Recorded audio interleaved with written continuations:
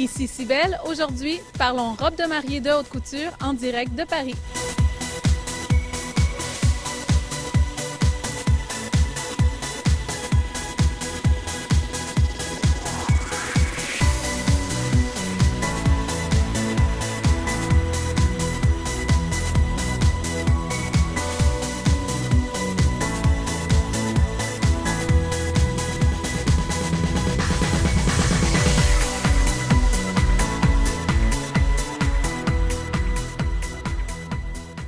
En compagnie d'une très grande créatrice de robes de mariée et qui affiche son nom au calendrier de la haute couture, Anna Coissoir, qui a accepté de me recevoir dans son superbe atelier parisien, nous donne leur juste à ce sujet. Bonjour Anna. Bonjour Cybelle, comment allez-vous? Ça va bien, Merci d'être venue me voir. Oui, merci de me recevoir également. Anna, est-ce que vous avez toujours confectionné des robes de mariée de haute couture? Non, j'ai un parcours un peu long pour vous raconter comme ça en 2 minutes. Mais en gros, je suis à la base, j'ai fait les Beaux-Arts de Paris en arts monumentaux. Je suis maître verrier. Wow. J'ai ensuite été acheteuse pour un groupe de boutiques. Donc j'ai vraiment appris mon métier sur le tas. Et avec une vision toujours très artistique. Et j'ai collaboré avec des créateurs pendant 15 ans avant de lancer ma propre maison de couture. Qu'est-ce qui a fait naître en vous cette passion justement là, de confectionner du sur-mesure? En fait, je suis une passionnée de féminité. OK. J'adore créer des porte-bonheur. J'adore la couleur et pour moi, un vêtement, c'est un peu comme une crème de beauté. Ça transforme la beauté d'une femme, ça l'exalte. C'est vraiment une alchimie merveilleuse. On peut s'amuser, on peut surprendre, mais la robe de mariée, il faut qu'elle véhicule un portrait de soi, quelque part, aussi bien physiquement que sur le plan du style, de ce qu'on a envie de projeter comme personnalité. Voilà. Et ça peut prendre combien de temps à créer une robe de mariée parce qu'il y a tellement de détails? Bien sûr. Ça doit être... Alors, il faut savoir quand même qu'on fait des robes avec des complexités très différentes. On fait des robes très simples, pour donner une idée, on fait des robes entre 2 500 € et 75 000 €. Au niveau justement des matériaux, il y a tellement de panoplies de textures, de tissus.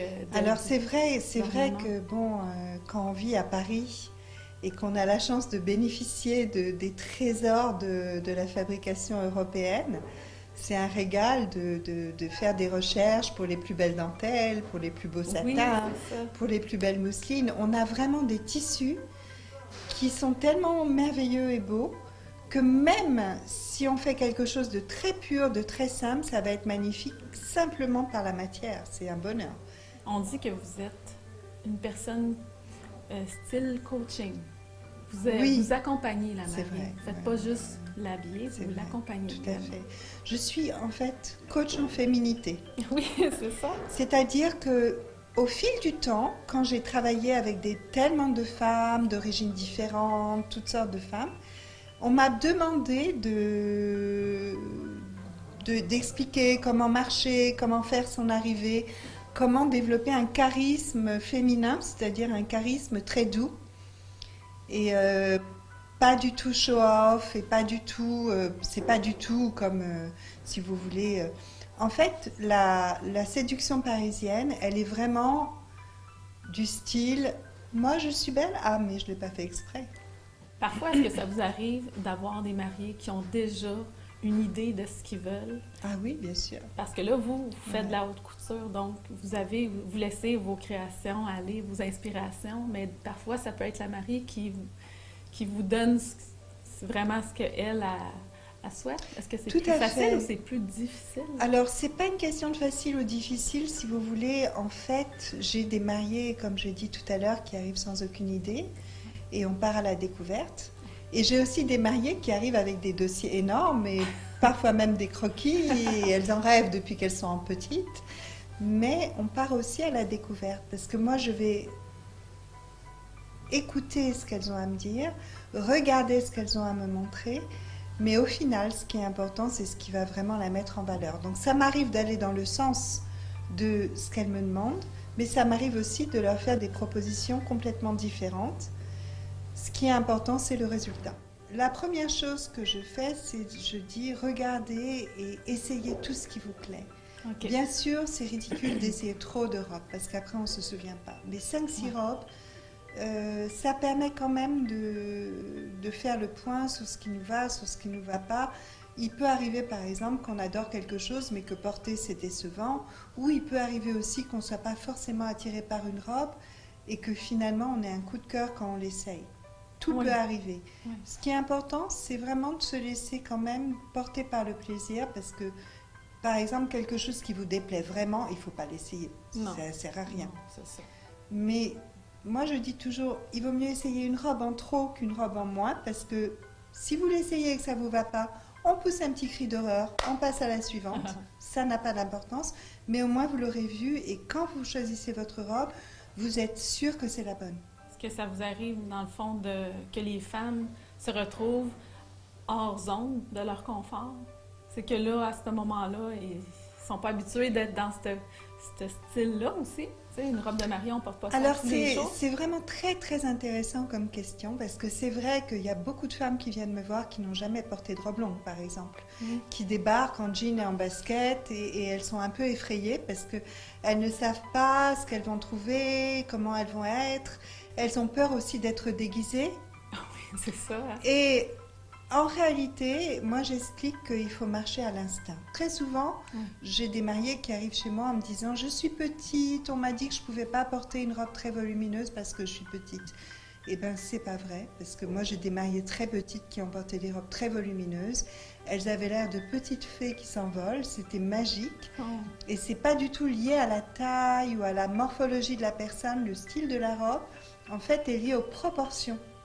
OK. C'est-à-dire que ce qui est important, c'est que votre silhouette soit exaltée.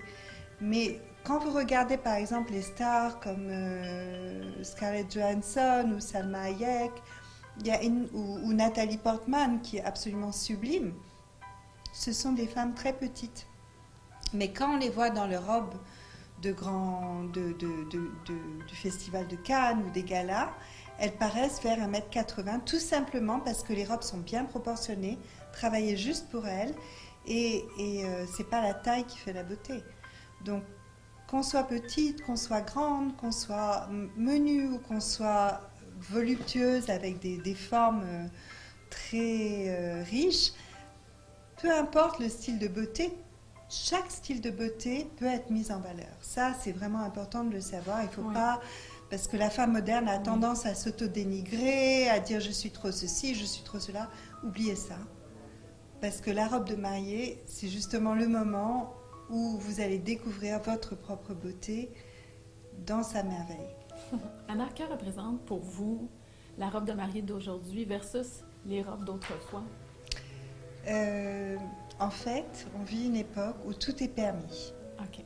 C'est-à-dire que si vous avez envie de vous marier sur une plage, les pieds nus, et de danser autour d'un feu de bois, ou si vous vous mariez dans une grande cathédrale, avec tout un décorum autour, bien évidemment, on ne va pas vous faire la même robe. Non, c'est ça. Mais la robe pour danser autour d'un feu de bois, elle va être tout aussi belle que la robe pour aller dans une cathédrale. C'est juste une question de focus. Et ça m'arrive de faire des robes, par exemple, pour des mariages de 1000 personnes, où la robe doit briller avec une traîne de 5 mètres de long. Et ça m'arrive de faire des robes toutes simples pour un mariage de 20 personnes dans une toute petite église sur une île en Méditerranée. Et bien évidemment, c'est important de m'adapter à l'histoire de la femme que j'habille. Car la robe de mariée n'est pas que belle. Elle doit être raconteuse d'histoire. Ancestrale. Elle doit raconter vraiment. En fait, c'est un petit peu comme si on fixait la personnalité de la femme qui la porte pour un portrait éternel.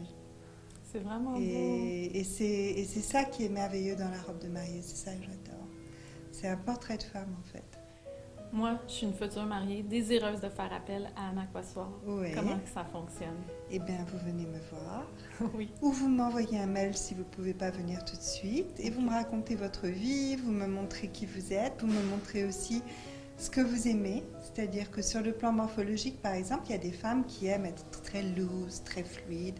Et il y a des femmes qui aiment au contraire être corsetées, baleinées, très serrées. chacune a son idée du plaisir corporel. Donc c'est important aussi de m'indiquer tout ça. Et on va choisir des robes à essayer et on va les essayer et on va marcher au coup de cœur.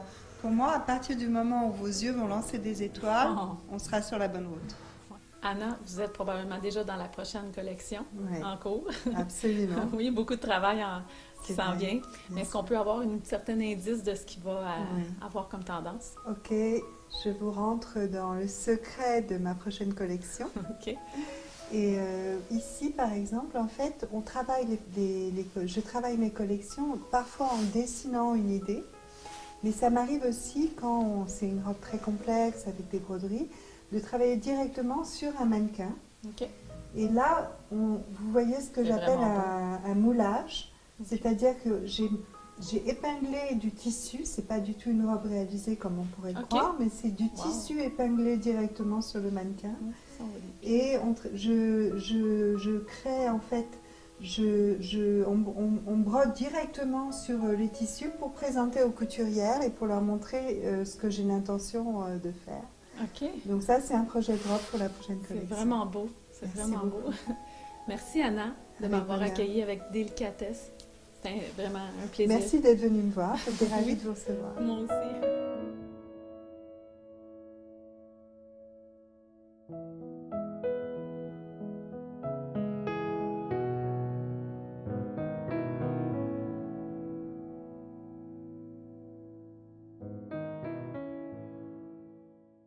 Pour conclure, la robe de mariée garde une grande part de magie dans les maisons de haute couture.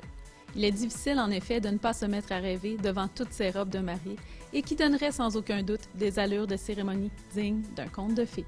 Alors continuons de rêver et peut-être s'inspirer pour le grand jour. C'était Cybelle Express en direct de Paris. Ciao!